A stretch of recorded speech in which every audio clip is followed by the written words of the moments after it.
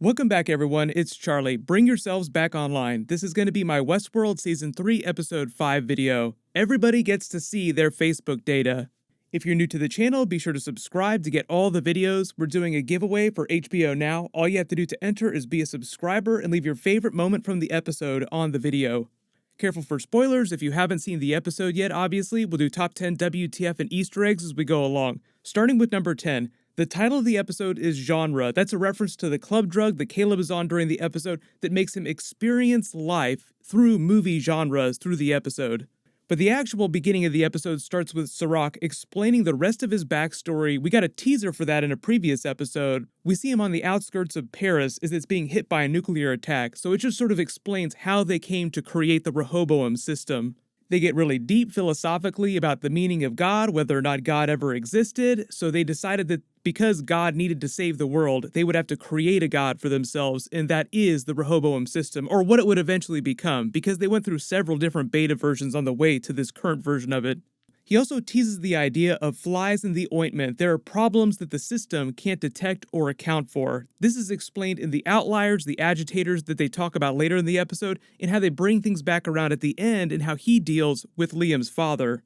So number 9, in present day, Serac controlling this foreign president is a great example for how he's using the Rehoboam system to influence the course of human history, how to push people around like chess pieces on the board, to do things the way he thinks they need to be done so that humanity won't kill itself. But I like the way they sort of ease into it here, like he's got this foreign president telling him about this rising insurgent group. They're going to cause problems, this is how you deal with them. It's full-blown Minority Report. This is going to become a problem in the next couple of weeks if you don't deal with it right now. He even one-ups the president saying that, oh, your intelligence groups only know what I allow them to know. Most of you probably sense what their relationship was when they first started talking about this too. He reveals to the president that he helped get him elected in the first place, and if he doesn't do what he wants him to do, stop cutting all those secret deals, then within about 6 weeks, he's going to be talking to his replacement, who's that guy right over there with the big mustache. One of the same people on the military staff that the president was so confident was going to defend him if something bad was going to happen a couple seconds ago. How quickly things turn around. And really cool side note, even though I'm sure technology has reached this level all over the place and the jet that Serac is flying on is just a normal corporate jet, it is really, really cool looking.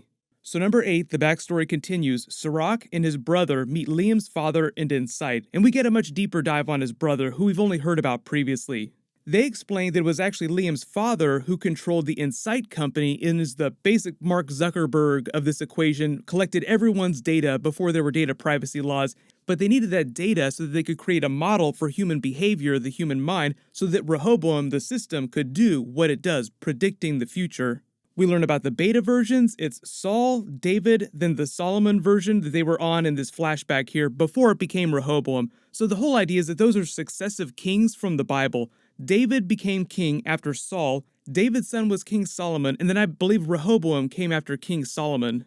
You could also get really biblical with the metaphors of what they're doing on the TV show right now too in present day to try and control the world. In the Bible, when Rehoboam became king, things became incredibly chaotic, which is what happens during this episode. Back in present day, we get an Easter egg for the different versions of Dolores when Serac finds out what she's doing, communicating with each other. They say the system is detecting an anomaly happening in 5 different places, all communicating with each other at once. Those are basically the 5 different versions of Dolores. We know who 4 of them are, and one of them destroyed themselves in this episode, but we still don't know who the mystery 5th version of Dolores is.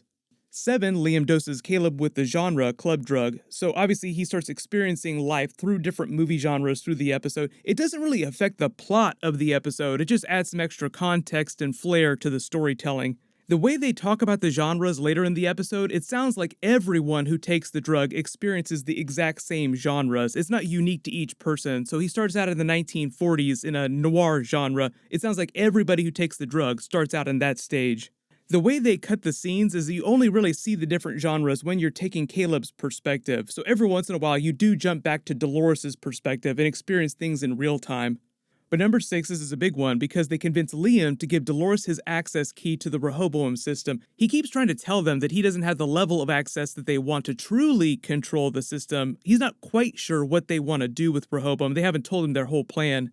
But you remember back in the first episode, he says that Serac, when his father died, completely cut off his access to all the really important functions, so he really only has the ability to search people's profiles and just do low-level things. But that's really key to what Dolores is trying to do in this episode. Liam spends most of the episode fighting them on everything and then trying to mock them later in the episode when they actually do free everyone's data. The way they really get him, though, is by making him freak out thinking that Serac wants to get him because he's trying to outbid him on Delos, not knowing that it was them that stole the money and is trying to outbid him on Delos. So Serac doesn't know quite everything that's going on, he doesn't have full context, he just knows that Liam's money is trying to outbid him on Delos, but they haven't really picked up on that plot line. There's only 3 episodes left, so I'm assuming they're going to bring the Delos stuff back next week.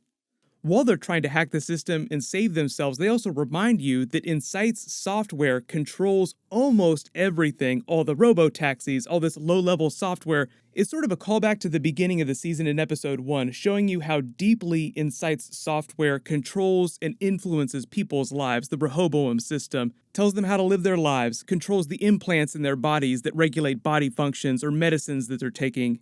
That'll also come back around when we talk about the outliers and the agitators in that quote-unquote secret white facility with all the people with mental health issues. They have a couple really cool chase scene moments here, especially with the smart bullets that Dolores is able to reprogram mid-flight. Oh no, don't worry, you didn't miss, just give it a second. Everyone press F in the chat to pay respects for Dolores' motorcycle. It sacrificed itself so that they could live. As Lena Waithe and Marshawn Lynch come back to help them out and they escape, the next big genre that Caleb experiences is kind of like 1960s pop punk when Iggy Pop starts playing. Then number 5, back in the past, Serac explains how he and his brother used the system to predict the stock market. So in order to get Liam's father to back off, they had to show him how he could make a lot of money. So they said they started with something, quote unquote, really simple, basic math problems, and that was predicting the stock market. They have a bit of a funny moment where he makes $100 million on the spot and he's like, where did you get this money from? You stole $100 million from the company? No, we stole $5 million last week. And he's such a simpleton and so greedy that that's all they have to do to get him to back off and let them do what they want to do with the system.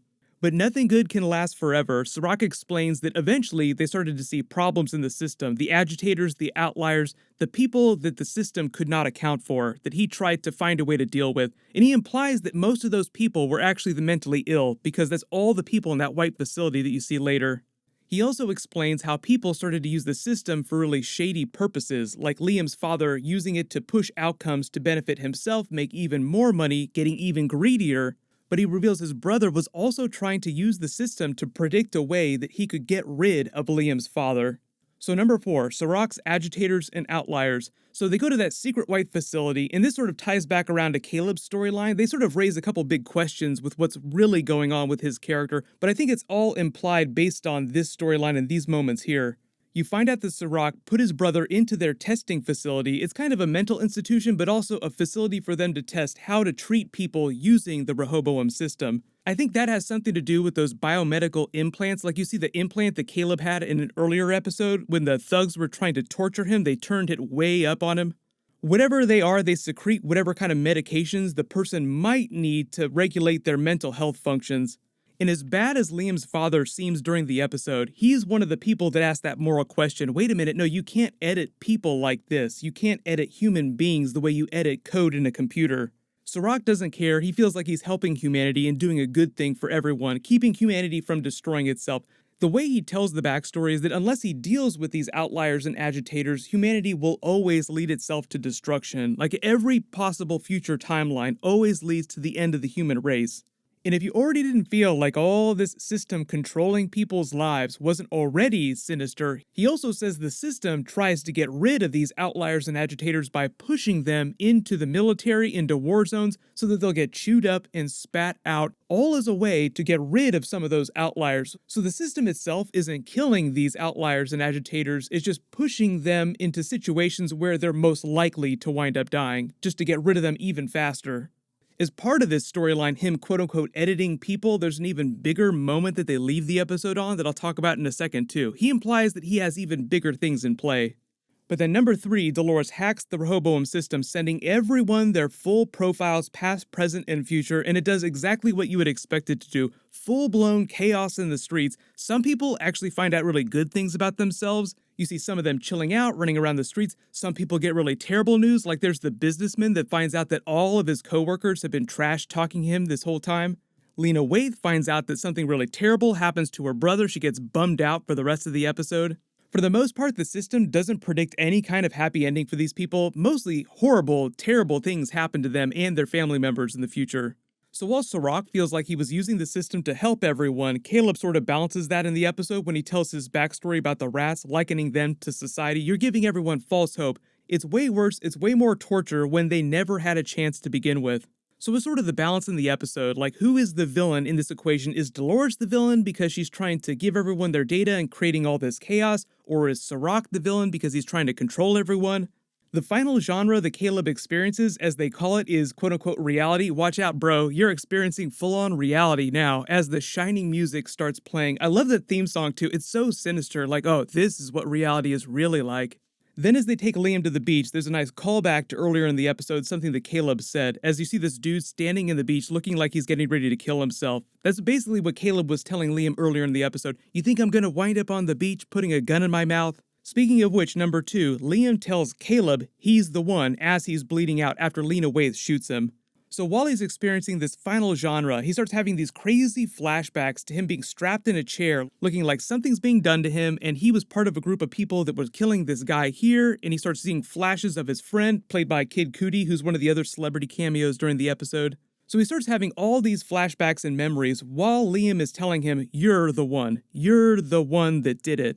And I think the implication is that Caleb is the one who actually wound up killing his friend. He just doesn't remember it because they altered his memory. And because they're trying to create this parallel between Caleb and Dolores, humans being on this sort of loop, trying to throw the loop the way that the hosts tried to throw their loop in the first 2 seasons of Westworld, is that maybe what's happening in these flashbacks has something to do with what Serac was talking about in quote-unquote editing people, fixing the quote-unquote agitators.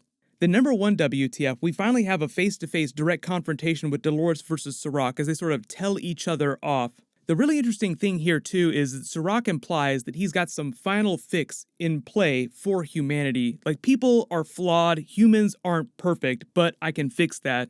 That, I think, also ties back around to what's happening with Caleb's character and all these flashbacks that he's having. So hopefully they'll explain that either in next week's episode or in the next couple of episodes.